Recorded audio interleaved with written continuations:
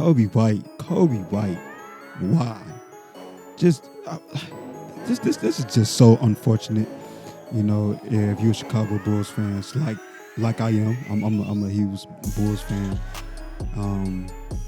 But it just like, man, Coby White, you know, him getting injured, like it, because like, you know, adjusting to the point guard position for this team was already on our off-season to-do list.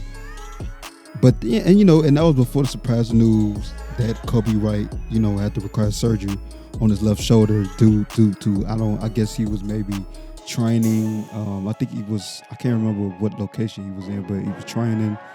You know, he was probably running a pickup game and he got hurt. So if you're a Bulls fan like me, this is really unfortunate news because we already didn't have good guards as it is. Now, if you got Turris and Mark Eversley now, like that point guard need is definitely even heightened even more because Coby White could miss sometimes and could even miss training camp.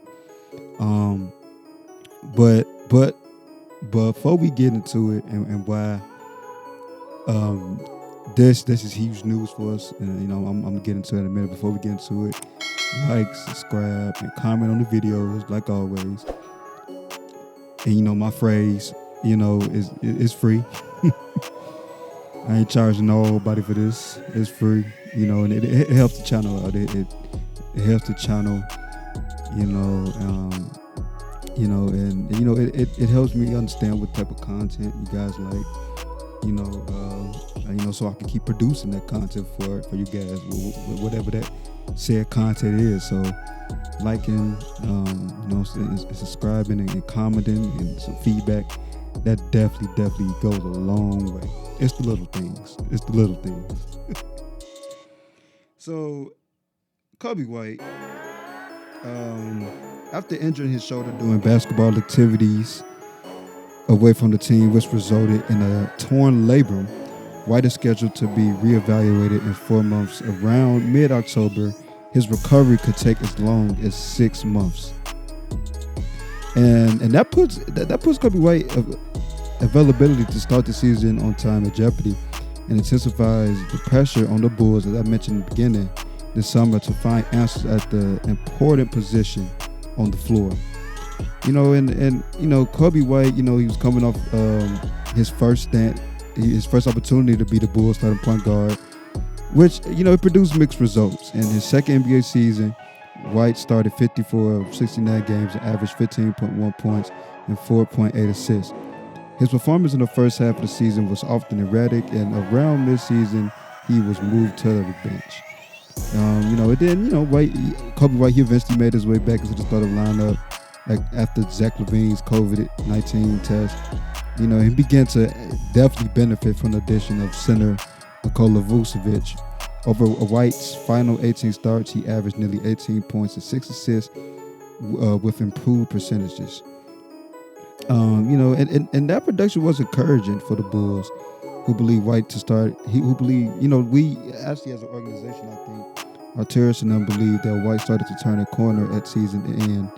But his summer is about to be lost to rehab, and that's huge. If you think about this young player that Coby White is, we knew that this summer was going to be huge for Coby White as far as, you know, making sudden, you know, improvements, you know, at that guard position. Now, what this just really hurts is now he can't even work on his game. You know, he has to rehab this you know, injury. So it's really unfortunate for Coby, but you know, I definitely hope he gets well soon.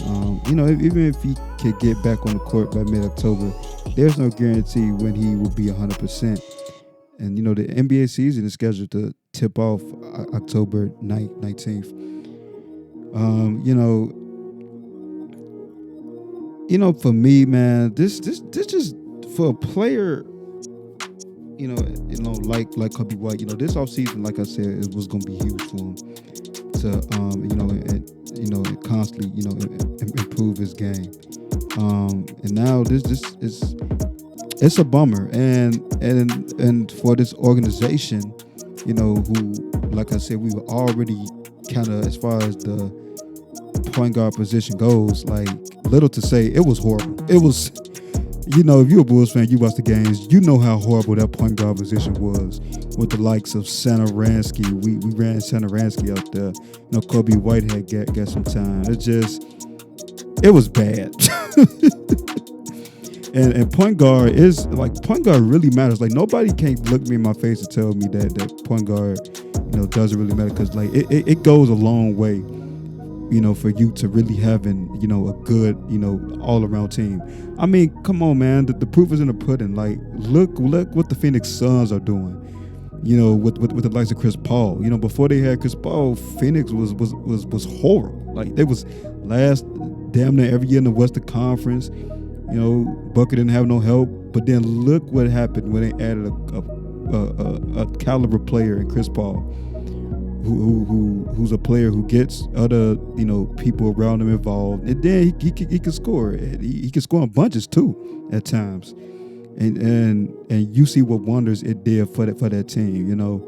And now they in the Western Conference Finals. So if you're the Bulls, if you can get this point guard position right, it will go a long way, because that's one of the things I really felt this team was really, really missing, was a point guard. And there's a lot of other stuff we need to add onto this team, but point guard was definitely crucial. In my opinion, until why we really didn't really have the success we thought we probably should have. It's some of the options out there. We can always re-engage in a move for Lonzo Ball, but depending on this price tag, Dennis Schroeder, Goran Dragic, and Spencer Dinwiddie, if he declines his player option, could be an unrestricted free agents. It's also a few talented veterans out there, such as Chris Paul, which I would be shocked if Chris Paul don't sign with Phoenix and all the success they have it. You got options like Kyle Lowry, which honestly, I think Kyle Lowry probably signs with a contender, like for instance, the Philadelphia 76ers. I think, he realizes he's getting up in age, and, he probably wants to, win, so why not go to a great opportunity, like the 76ers. Then you get Mike Conley, he could be on the open market, although, like I said, he kind of fits in that category as Kyle Lowry, as players who, for instance, like Conley is definitely, I don't think he's going to leave Utah, I think Conley likes it in Utah and the success that the Jazz have been having. Why would you leave a good situation for a situation like us where, we still in that phase where we trying to, prove ourselves to the rest of the league that we can actually be, a good, contender team. So why would you leave your contender team to come to this type of situation, So those options are more of a long shot. We can also try to work out a trade for someone like Kemba Walker. I'm not really huge on Kemba now.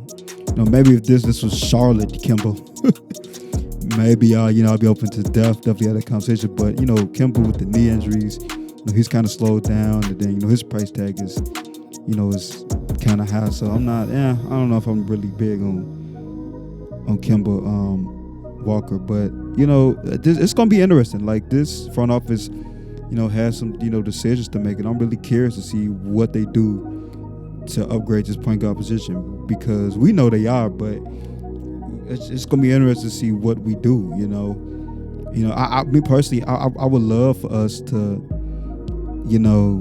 find a way to sign somebody like Lonzo Ball. I think Lonzo will be huge for this team. Lonzo, he's a pass first guard. He can shoot the three. He can defend. So, man, I would love Lonzo on this team.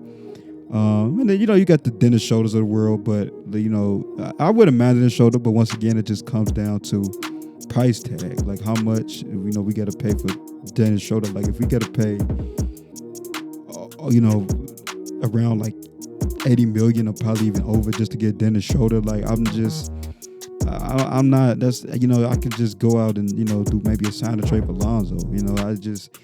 I'm not doing that if I'm the Bulls. But, it just comes down to what the market is offering. Like, and then too, like with this front office is sneaky, man, because nobody expected them to make that big move and get in, Nikola Vucevic. Nobody expected that. That came out of left field. So once again, this front office could surprise us with a big move for a point guard that I probably didn't even name, and it's probably gonna be a huge move or something. So we just never know with this front office. They are full of surprises.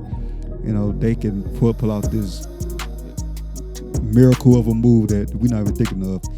Damian Lillard. I'm just throwing it out there. Hopefully it's Damian Lillard.